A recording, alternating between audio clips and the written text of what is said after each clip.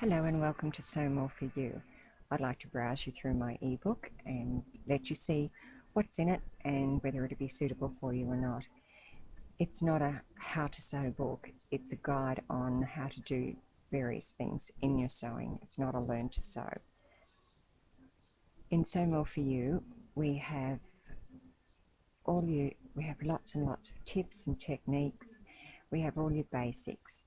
We cover just about everything. There's 41 chapters altogether, and as you can see, we cover all your basics for your sewing.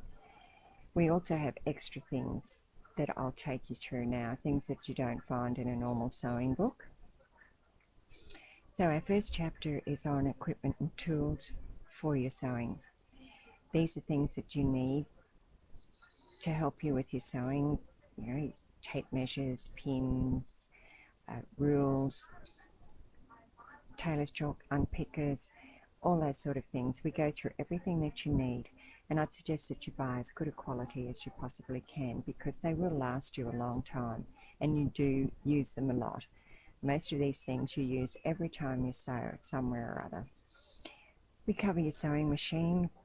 We suggest that you take out your manual if you haven't done so already and go through and have a good workout on your sewing machine. Get to know it.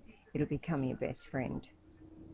In that chapter, we take you through what you need to do. Then we have a chapter on making up samples. Now these are techniques that you make up, all your basics plus extra ones, and every time you come across a new technique, practice it. When you get it perfect, pop it in a sleeve, have them all in a binder with the written instructions, so that when you come across that technique again, you think, oh gosh, how did I do that again? Where did I start? It's all there for you. We have body measurements. If you take your body measurements correctly, your patterns will fit, you know where you are. And your body changes over the years in shape, so it's not a bad idea to redo them. And I know I was the same shape for years and years and years, and all my patterns, I hardly ever had to fit anything because I knew they would just fit. And then as I got older, I didn't actually change weight, but I changed shape. So these are things that you have to be aware of, and if you know how to take your body measurements, or I suggest that you get someone to help you take them, then you're on the right track. It's knowing sort of where to take them, like where to take your waist, how to find your waist, how to find your neck, where your first hip area is, where your second hip area is, the length of your arm, how to take that measurement. It's all explained in that chapter for you. Needles and threads is another one. There's a good diagram here on your needles and threads, your needle sizes and what fabric it's used on and the thread that you use on it. So there's a graph there and a chart that you can print out if you want and take it shopping with you. We go through fabrics. There's so many different types of fabrics today, combinations. We go through all your natural fibres and your man-made fibres and what to look for and how to treat them. In paper patterns is another area that we find that is people who haven't done a lot of sewing find very useful. You've got, when you go looking through the pattern books, you select something. There's usually variations of that pattern, and on the back of the pattern it will tell you exactly what you need, your fabric, whether you have to buy fabric with nap or without nap, and everything that's suitable for.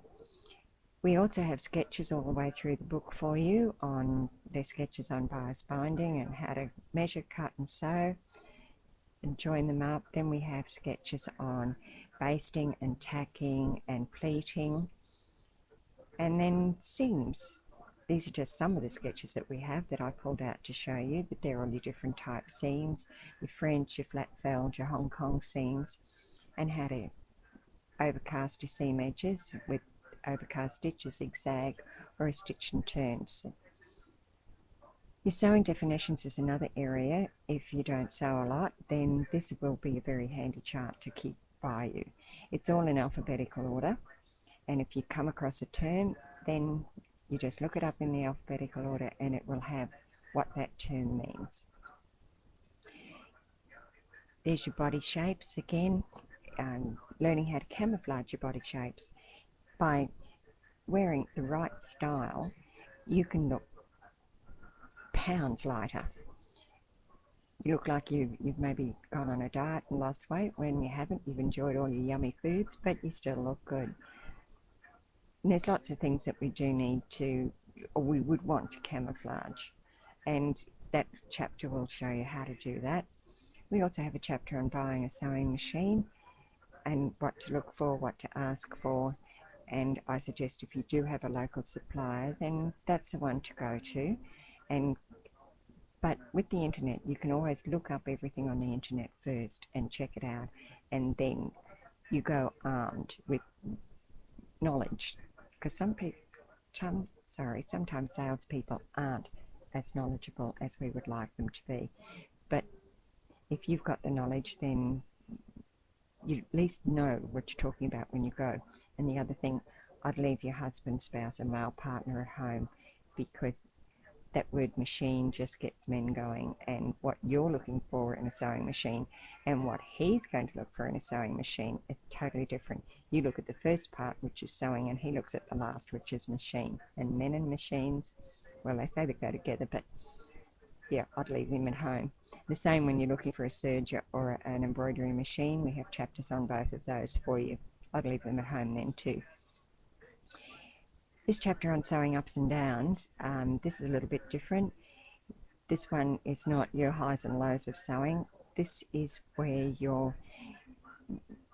we show you how to put your fabric pieces together to sew, which piece goes on top and which part of the pattern goes underneath. And that can make a big difference to how your garment finishes. Now, our last chapter is on sewing for profit, and this for most sewers is an area that they can get into. You can make money out of this sewing. In this one, I start off with the 4 Y's, which is your market, your cost, your selling price, and your advertising. And I go through all of those for you. Plus I have suggestions on where you can look for your markets. If you've already sewn for family and friends, then I suggest that you do a survey and ask them to fill it out for you. All these things will help you decide whether this is something that you can go into or not.